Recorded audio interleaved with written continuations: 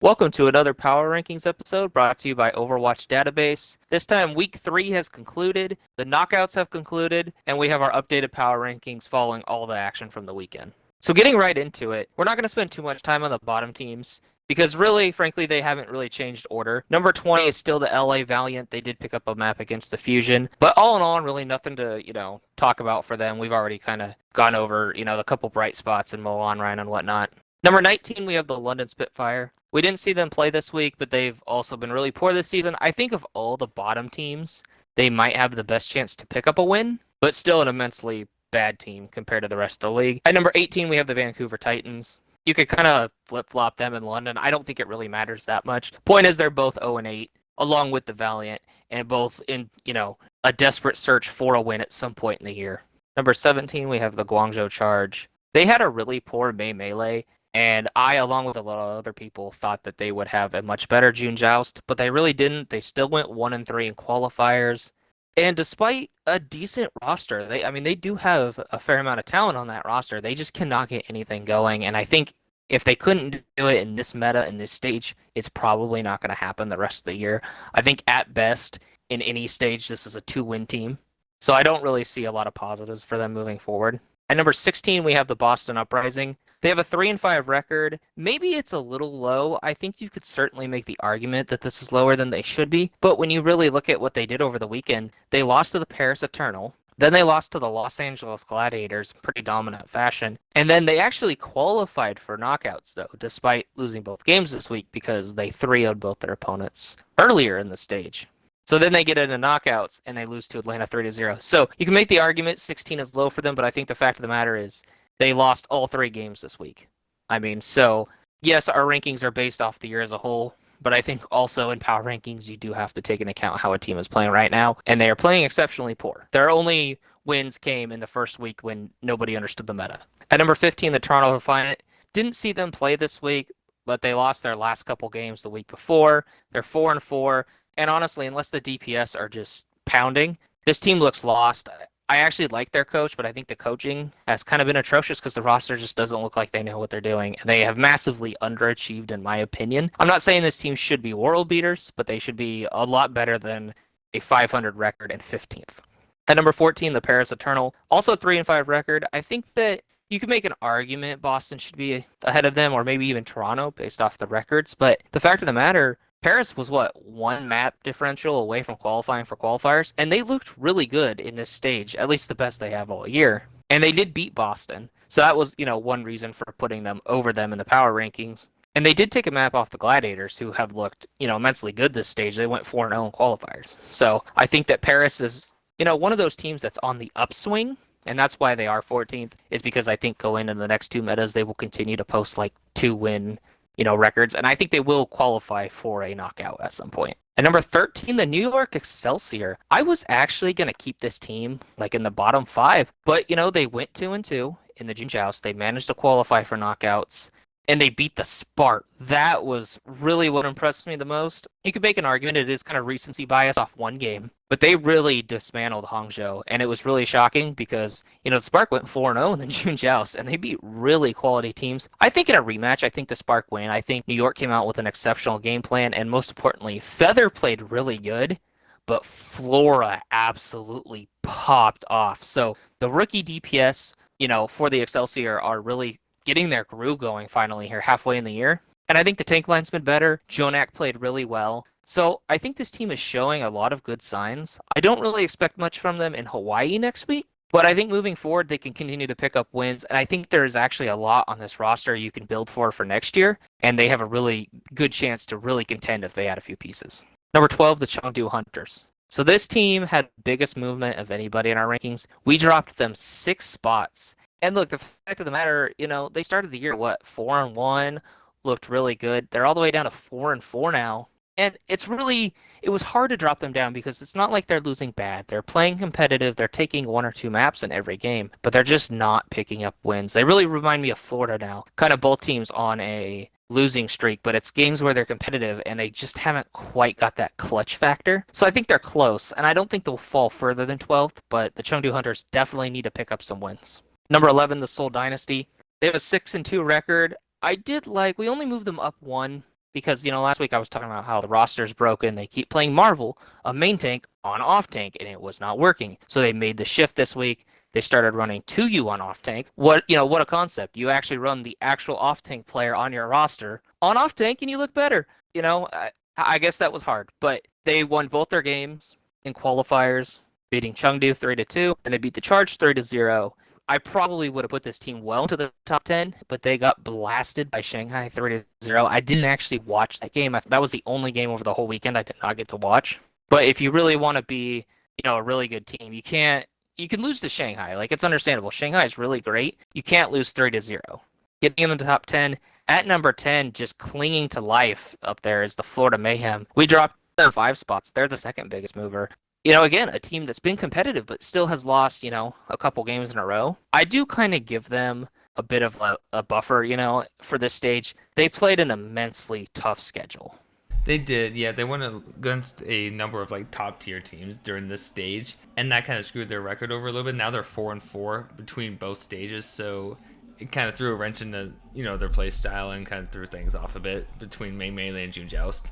Yeah, I agree. I think you're right. I think the Florida Mayhem are still a potential top 5 team for the season as a whole. But yeah, their only win was against the Spitfire. But you look at the rest of their, schedule this season, like you were saying also about it being tough. They had to play Houston, and they still took a map against Houston. Okay, it wasn't like they played bad.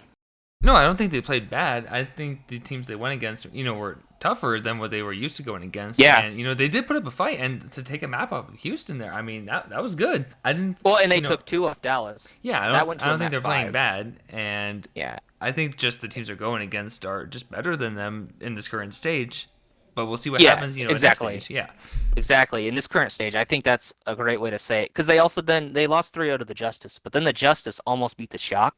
So that loss doesn't look as bad, and I think you're right about the current stage thing. I think next stage, Florida's going to go 3-1 again, and we're all going to be like, okay, Florida's fine because they can have Yaki play Tracer and kind of get back to what worked so well for them in the Melee. So I'm not worried about Florida overall for the whole season, but seeing them go 1-3 in a stage, I was a little surprised. At number 9, we have the Hangzhou Spark.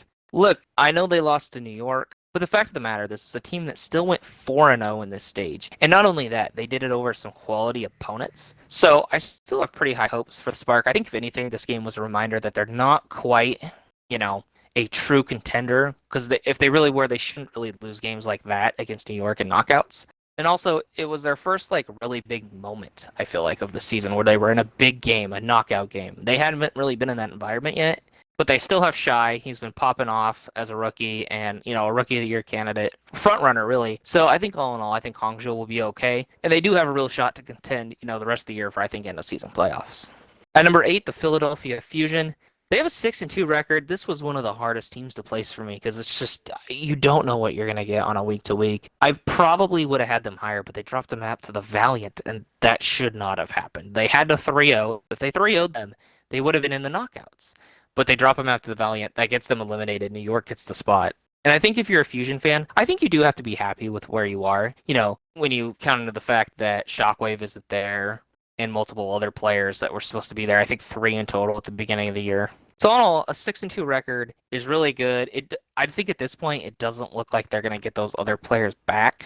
But I think if, Hotba, Mono, Toby can continue to play well around the rest of the team, I think this is a team that still can be super competitive throughout the rest of the season. And in, the Summer Showdown here in Stage 3 coming up, they can go back to, I think, probably playing the meta that worked so well when they went 4-0 in the main Melee. Number 7, the Washington Justice. Might be a little high. They have a 5-3 record. But look, after a horrible first week in this stage, they came out, they won a game 3-0 against Florida. And I really, maybe I'm a Florida simp, but I think I really like Florida a lot.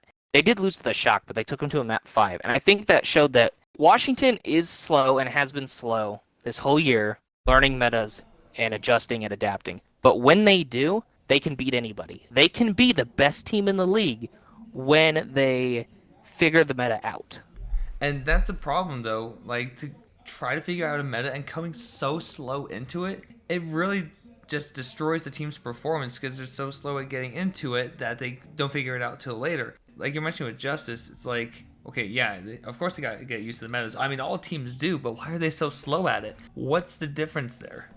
Yeah, I think the biggest thing for them going into the Summer Showdown is they just need to adjust to the meta faster. If they can adjust faster, they clearly have the potential to be the best team in the league, arguably. But I think it is concerning because once you get to playoff time, if you can't adjust right away at the playoffs, you're just going to get bounced out. But if they can learn to do that, they are a real threat. At number 6, we have the LA Gladiators. 6-2 record. They have steadily been kind of moving up our rankings every week, I think, since week 1. We had them pretty low because they started 0-2. And I already, coming into this year, I thought the roster was overrated. I'm not going to lie. I was not like putting them in my top 3 like all these other people. I don't even know if I had them top 5. I don't really remember, but I was kind of bullish on this team. I didn't really fully trust it, mostly the coaching staff. I've always had a lot of questions about Deepay at coach. I don't think he's a bad coach, but I also don't think he's a coach that can get the best out of his roster necessarily. They proved me wrong in this stage. Losing the knockout game to the Dallas Fuel was tough, but again, it's win in advance or lose and go home, and they had to play Dallas, who's arguably the best team in the league. So it's really, I think you really got to judge the rest of their stage where they went 4-0 and not read too much into, well, they choked in the knockout game. Well, it was Dallas. So I'm going to give them a little bit of a pass on that, and that's why they're number 6. And on top of that, they are also on a 6-game winning streak. If you don't count the knockout game, in the regular season, they're on a 6-game winning streak. Getting into the top 5, maybe it's a hot take. I don't know. But number 5, we put the Atlanta Reign. We moved them up 5 spots from number 10. Look, I was the biggest hater on Atlanta coming into the year. Not like I like the players and whatnot, but I just thought their roster was the same as last year with slightly better DPS. And we didn't know how good Pelican was going to be. Oh my god. That just performance he put on against the Shock. Echo. Oh my god, that was knockout amazing. game. That was amazing. That was incredible.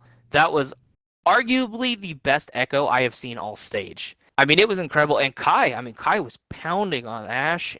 I mean, the tank line played really good. The support line, it all clicked. It just clicked so good. And you see this team at its peak. They also had a 3-1 stage. So they got into knockouts relatively easily. And then they just obliterate San Francisco. So they move up 5 spots to number 5. We'll see how they fare in Hawaii next week. I see some success definitely is a possibility for them. I definitely don't think they'll get last out of the teams in Hawaii. I think that spot's kind of reserved for New York. So I think there's a good chance this team gets at least top 3, gets an extra league point or 2, and they're going to be sitting really good in the standings going into the Summer Showdown, much better than I thought. At number 4, the Houston Outlaws. So remember, we got to remember something about Houston. I know they have not made Hawaii in 2 stages, despite going 4-0 and 3-1 in each stage respectively. But you look at the season as a whole, they only have 1 regular season loss. 1. They are tied for the best record in the league, and both times in knockouts, they've had to face Dallas, okay? So I think you can kind of, give them the benefit of the doubt there. They beat Dallas at the beginning of the season, so we know they can beat Dallas. But I feel like they keep running into them in the knockouts when Dallas has been at its strongest. And I think they really have been getting the tougher of the paths in the knockouts. They keep getting the tougher side of the bracket, in my opinion. And you can make the argument you got to beat the best to be the best. I get it. But they're still a top 5 team. Like, I see a lot of people not even putting them in the top 5 in NA. And that blows my mind because it's still a great team with great coaching, a 7-1 record. Like, let's not overreact to losing to Dallas in knockouts twice, okay? Dallas is immensely good. Honestly, all I gotta say about Houston, though, is they're not really getting worse or getting better, really. They're just playing how they normally do, and I don't see any problems there, except for when they play Dreamer on a map where they should not play Orisa, like Hanamura. That was just the wrong play. That was the wrong play to keep him on that. Like, okay, he plays ball in Orisa, great, but you didn't need Orisa there. When they were going against Dallas earlier, that was the wrong pick. I don't know what the coaches were thinking there and why they had him do that. That was not the move, guys. That was not the move. Well, I think, and especially after their Orisa comps kind of got exposed by Dallas in the previous map, I think you had to make some changes, and they just didn't do it. And I don't even think playing Dreamer was the issue. You're just Orisa in general, honestly. But the thing is, after they saw what happened there, 2 other teams, both on Hanamura, pull out the Orisa. Did they not learn from what happened to Houston? Okay. Did they not learn? So, I know all the Houston fans are molding. It's like, put in Django. He can play, the Winston. But hear me out on this. I understand why they're playing Dreamer. Because it's more flexibility. If you put in Chengdu. He can only play Winston in this meta. That's the only tank he can effectively play. So if you have Dreamer in there, you can play Orisa. He could still play Winston. Maybe not at the level of Chengdu, but you're getting more flexibility because he can play Orisa, he can play Winston, and he can play Ball. So they're doing it for the flexibility. So I understand it. I would probably still make the same decision of playing him over Chengdu right now. But yes, doing the Orisa comp so long when it wasn't working was a very poor move. So moving on to number 3, we have the San Francisco Shock. Again, 7-1 record, like Houston, tied for best in the league. I know they got 3-0'd by Atlanta, but Atlanta looks immensely strong in this stage. And again, I want to call back to their record. I mean, their only loss in the regular season was the first game of the year. So this team is on a 7-game regular season win streak after people were all questioning them at the beginning. So I don't think that you can really put this team very low. It is a little concerning that, in the past, the Shock have had a lot of clutch qualities about them, and they're getting to these knockouts, and they're not clutching. They've been losing these, and it is concerning, kind of like Houston not making... Houston and the Shock have the best record in the league, and neither of them have made Hawaii. So that is kind of crazy, but I think at some point the Shock will break through and get there. And then our top 2 actually stayed the same. I think all in all, we moved 14 teams around this week, but the bottom and the top kind of remained similar. Number 2, the Dallas Fuel. They have a 5-3 record, so I get if you're looking at record, you're like, why is Dallas second? Well, first of all, they beat the Shock. They've beat Houston multiple times this year. And I know their record is not as good, but they won the May Melee in dominant fashion, might I remind you. The closest match was Shanghai, and they beat them 4-2. And then they get into knockouts, in this stage, as again, like the 5 seed. I think they were the 6th seed in the May Melee. And what do? They beat Houston 3-0, and the Gladiators, who were red hot. A lot of people liked their chances to get to Hawaii, beat them 3-1. So again, Dallas figures out the meta at the right time. They peak at the right time. And I think that's the quality of a great team. That's why, you can make an argument Shock and Outlaws 1 and 2 in rankings just because they have the best records. But I don't think best regular season record is really translating into the best team this year. And going off of that, best team, you can't really say one team's better than another, like, immediately. I mean, with Dallas, they're turning around fights like crazy. Like, it would seem like they're going to lose a point or, something like that. And then they just come out of nowhere and they're like, okay, here's what we need to do, and just roll the enemy team. Yeah, their teamwork is strong. Yeah, and their clutch factor is really good. Fights. I'm really loving it. Yeah, and I think that is what makes his team great. That's why, I have Houston 4 and I like Houston, but I almost feel like Houston isn't a team capable of winning the championship because they don't seem to have that, despite having such a good record. So that is why they are in 4th and Dallas is in 2nd. And then number 1, the 2nd week in a row, the Shanghai Dragons. They have a 6-2 record. Look, they 3-0'd Seoul in knockouts. Seoul had been looking really good running 2U and off tank. I thought Seoul was really going to really give them a run for their money. Nope. Shanghai blows them out. Wasn't even close. So I really think that, you can make an argument maybe for a couple other teams in first place, but I think it really still has to be Shanghai. They've kind of in a way been the most consistent team. 6-2 record. So, tied for the second best record of anybody in the league. And, they're one of only 2 teams, them and Dallas, to make Hawaii both times now. And like last time, I expect, Shanghai to place in the top 2 or 3. So I think Shanghai is really consistent. And I think also their roster is it really doesn't have a hole. I'd say the weakest part of their roster is Fate. And if Fate is the weakest part of your roster, you're doing something really right because he's really good. You look at the Shock, they have obvious weaknesses. Their DPS are good, but they're inconsistent. FD God has actually been really poor. So I think Shanghai really just has the most consistent roster of anybody. They also picked up Who Are You? I don't know how big of an impact that's really going to have. I think Flood and Lip are mostly going to be the ones playing. But all in all, I think just their roster, top to bottom, is the most consistent. So that rounds out our power rankings following week 3 of the June Joust. So for the next couple of weeks when we have no games, what do you think we're going to be doing here on the channel? So I'm glad you bring that up. I wanted to bring that up as well. So we're not going to do a power ranking after next weekend because it's just the 4 teams playing in Hawaii. So we don't have an actual for sure date yet, but sometime after the June Joust is completed next weekend, probably early-ish, the following week, like Tuesday, something around there, we are going to have an episode and we're just going to kind of recap the Hawaii games and recap who wins and just kind of break it down and go over it and talk about it a little bit. Probably in a shorter-ish episode. And then a little bit after that, in between stages, while there's because there's like a week and a half break, we will also be doing an episode, and we're going to actually give our front runners at the halfway point, because we're halfway through the season now. So we're going to do our front runners for like MVP, Coach of the Year, Rookie of the Year, and kind of hand out some like halfway awards in a sense. Not really awards, but just the front runners for all the, the awards at the end of the season. So that's kind of the content we have planned right now, is those two things at least. We may or may not do more. We're not 100% sure yet.